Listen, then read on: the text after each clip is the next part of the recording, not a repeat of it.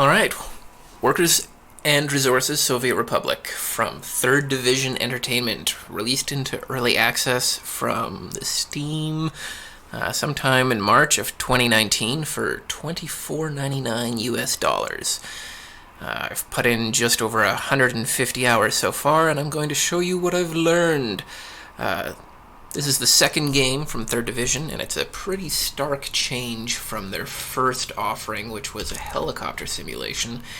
And, so yeah, this is the game. My industrial section, where I started off, the remnants of a town that has now been relocated. The oil processing plant, power plant, yes, train lines to the agricultural section. There is a number of farms, or fields rather, run out of a single farm that are providing crops for the distillery, the food processing plant, cloth manufacturing plant, and a whole bunch of cows. Too many cows to export, as it turns out. This is the construction office area. Very busy all the time. Lots going on. Had I gotten further, this is where I would have been importing a lot of my materials. But I'm pretty much done with this save, and I'm just going to give you a quick tour before moving on to a new game. Here's the residential section. We've got a university, a lot of schools, lots of the big tower buildings. These are mods to the game that were provided by the developer as a showcase on how to develop mods for the game. And this is the radio station, which is most 70% propaganda, 30% enjoyment. But we managed to pull off a 50% rating. And people are pretty happy with it. Even though it's mostly propaganda, it doesn't affect the culture too badly, which is always nice. So there you have... Oh, I guess I'll show you. There's... yeah, this is another reason why I'm moving on. For some reason, this train is turned the wrong way around. So if you could turn around and be on with your day. Very good. Anyhow, there's a long line of trains waiting to go to for oil. Oil is the way to make money in this game. Even before you start pulling it out of the ground yourself, setting up a refinery as the first step, importing oil to refine into fuel, and then selling the fuel and bitumen that results is the easiest way to get started, and the way we're going to be starting in the next one. Out here, this is a coal plant that if I was going to continue playing this would be the next thing I bring online, but I don't have enough power at the moment, so I was working on building a power plant. But these are the oil fields where we pull the oil out. Oil fields are very handy because it doesn't require any citizenry to come out and work. You can have it all automated, so you don't need to bring people out. It's just a bit of a pain when things burn down, because you'll have nobody out here to put it out. So you just gotta let whatever catches fire burn and replace it once it's gone. But yes, this was a new industrial section I was working on that currently has nobody there. It's a ghost town. But all the infrastructure to get everybody there is set up. All of these train lines you can see snaking across the landscape of this rather large map. If you take a look here, I'm in the middle, more or less, as you can see, of the map. This is my starter town, the wheat fields, the furthest oil field, that industrial section, and then 2 smaller oil fields. Yes. And then coming back, this is where all the commotion is at the moment. All of my cement trucks bringing in materials to build 3 more power plants. We've got this one here. And, yes. But we're going to start over because why not? Why would I want to continue this when I could start from scratch?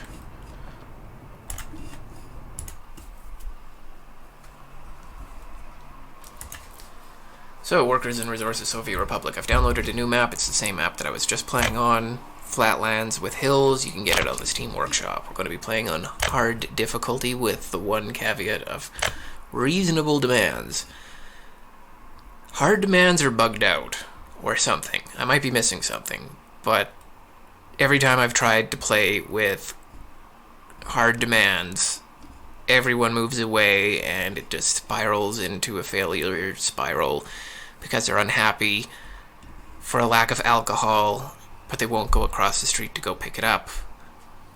It's maddening. I don't understand what's going on. So for now, we're going to play on the hard settings with the caveat of the medium citizen reactions, and we're going to start off in 1960, 10 years earlier, and that's it.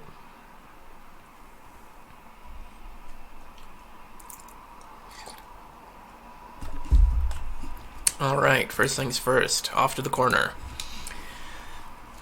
The game charges you for delivery of imported goods. So, the closer you are to the border, the cheaper everything is. I'm not sure how to look up what the price is at the moment, but in the early game it's not so bad to pay for imports. Later in the game it gets far more expensive. Another thing I really like about this game is the ability to flatten things out.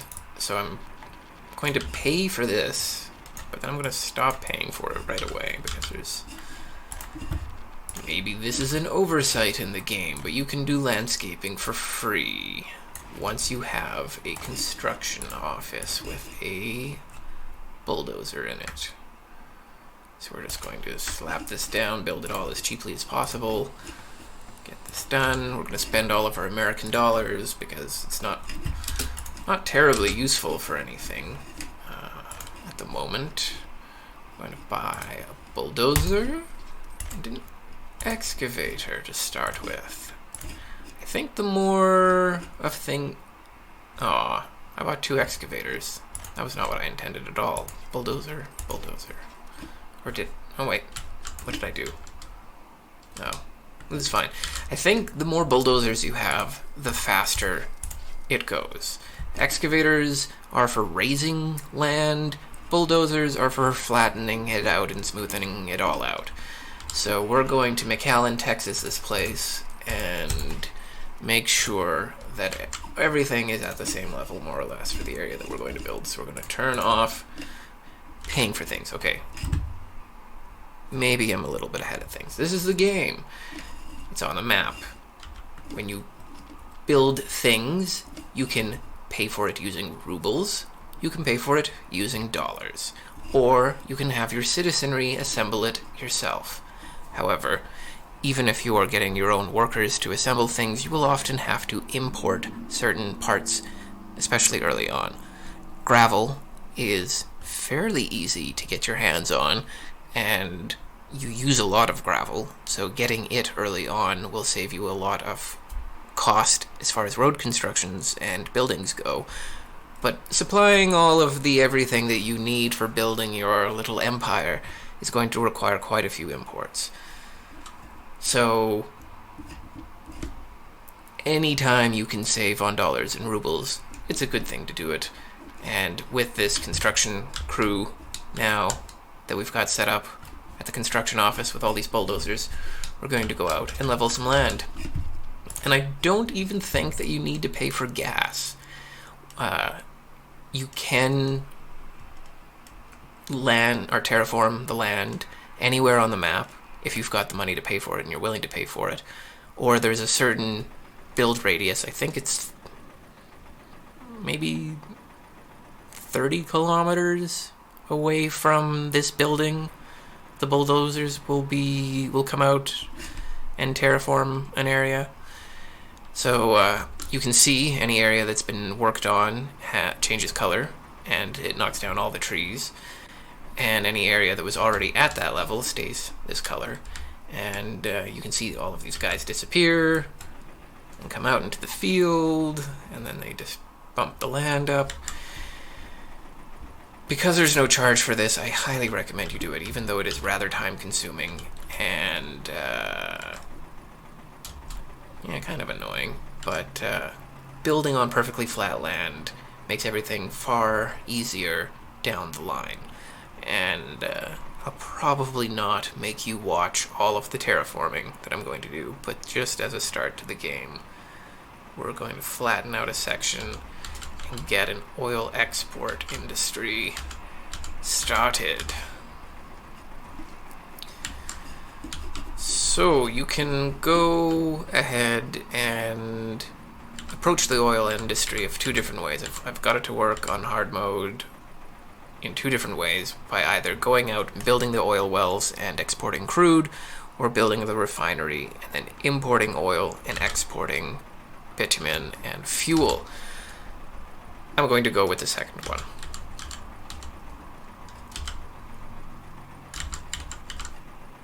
Alright, well, this is that's a pretty nice plateau.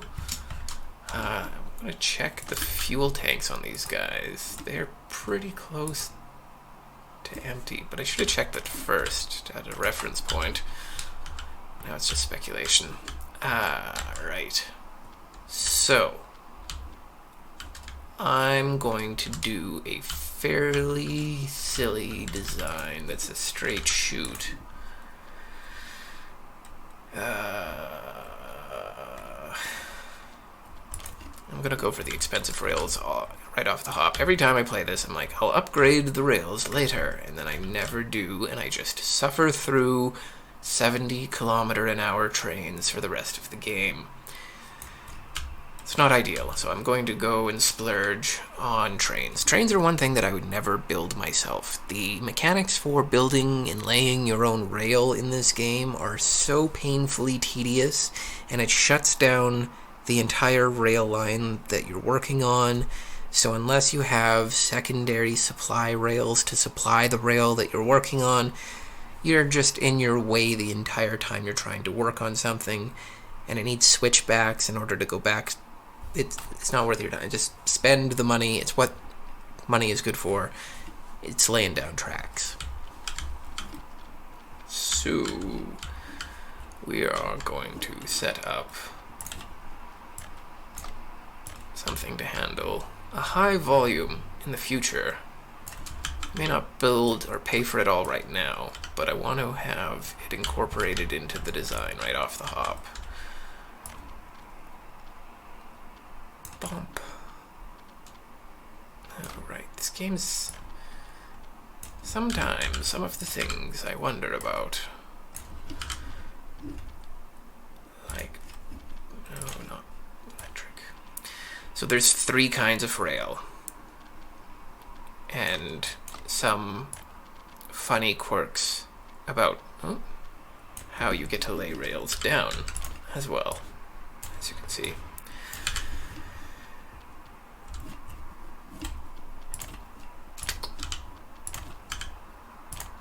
No, that should also be a chain.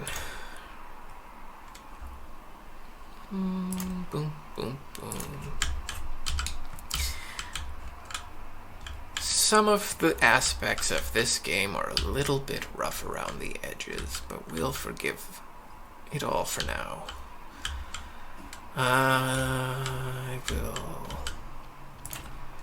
How do I want this? I'll do it about... This is the thing, you don't want to crowd yourself in this game. There's a lot going on. You need a lot of space to expand, so I'm going to just take the time to flatten or square out this bottom edge and then build the refinery setup.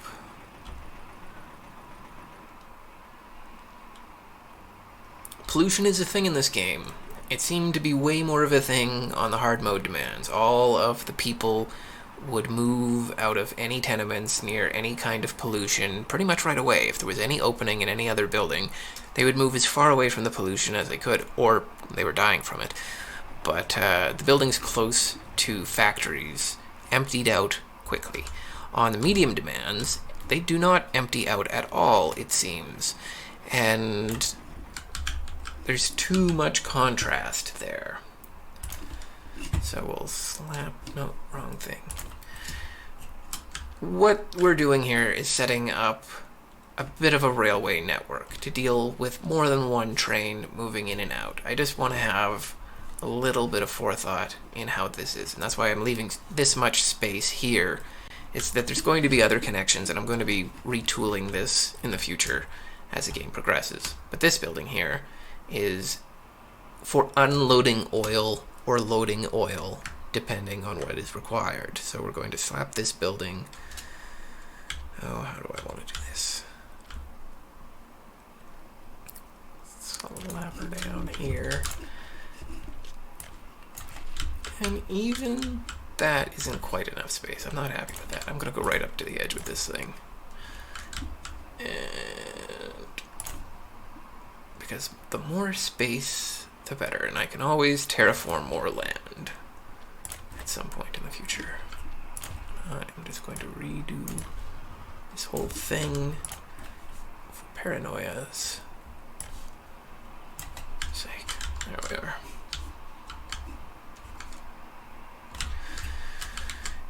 So, this is something I've seen come up in the game a fair bit. At the moment, this is all white. Why is it white? Why isn't anything happening? Why isn't it being built or doing anything going on? Well, it's because I've deselected both of the automatic payment methods. And so down here, I'm now given some options. This first option is to build it myself. If it was a building, I might consider it. But because it's railway, I will not. I will instead be using one of these two options to pay for it, in dollars or pesos. And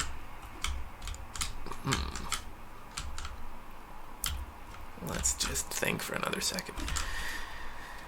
Yeah, I'm not going to pay for it yet. There may be retooling that needs to be done within this build. So this is where the finished product is going to be coming out, loaded onto a train and then shipped off to European Mexico. There is going to be a second rail.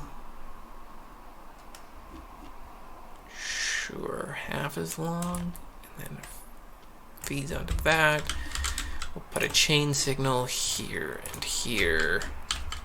Chain signals there, so that'll allow trains to go back and forth, back and forth. Because we're starting on the hard money mode setting, I'm trying to be as frugal as possible and save as much as I can, because the more you're able to save on the little corners, the more industry you can invest in, and the quicker you'll get some returns on this empire of yours. Getting started on hard mode can be quite difficult if you stop paying attention for a second or two to your spending. So make sure you're not ticking these on out of habit, because you can always go back and hire somebody to pay or to build it for you.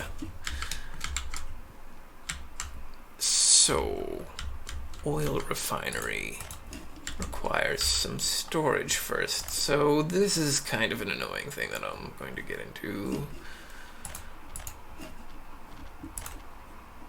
You more or less require oil pumps to move any volume of oil. If you want to fill your trains quickly, having one of these pump stations between a storage tank is pretty close to mandatory.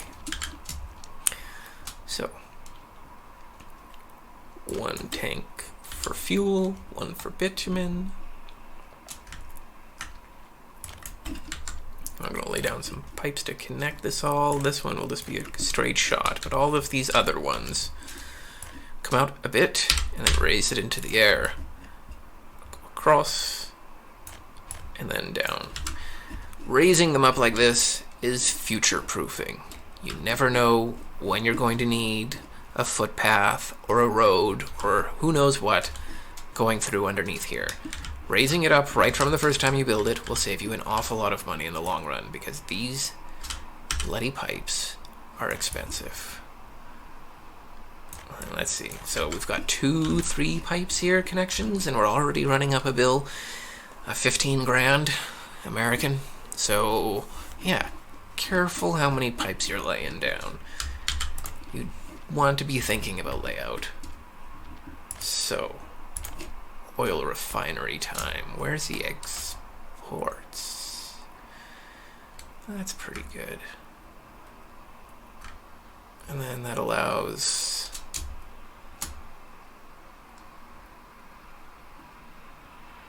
yeah.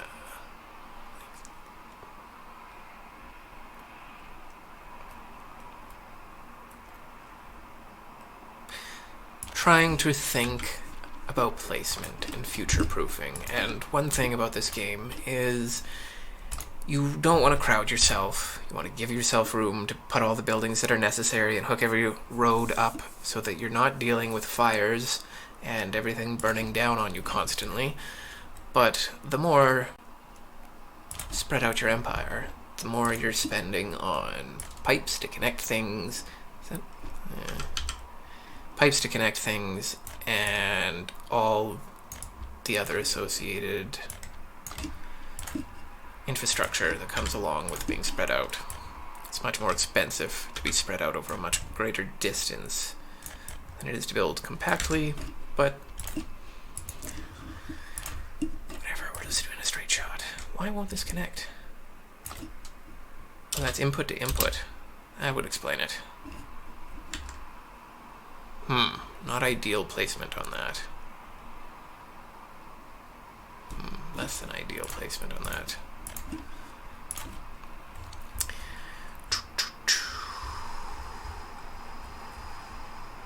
That's more sensible. We can even balance it out so it's squared off. This is also why you don't leave these ticked. I guess I can pause the game as well. I don't need to have the timer running. Doesn't hurt anything, but I guess if you're going for some speed record, I don't really think the game's at that point of development. A little rough around the edges. Alright, so this can be just a straight shot, and this is going to be hooked up here, so doesn't really matter if you mix the fuel types being pumped through a pump. The game doesn't punish you at all for that. You cannot mix fuel types within a storage container. You can mix fuel types on trains so long as you have enough rail cars to put different fuel types into those rail cars, but that's another story. So we've got a refinery that will be built here, pumping into a pump station that fills 2 storage tanks that then feed into a pump station that will feed this building here, which will put oil onto trains, which will then take it to European Mexico in exchange for pesos. So that is the basic strategy for this starter village.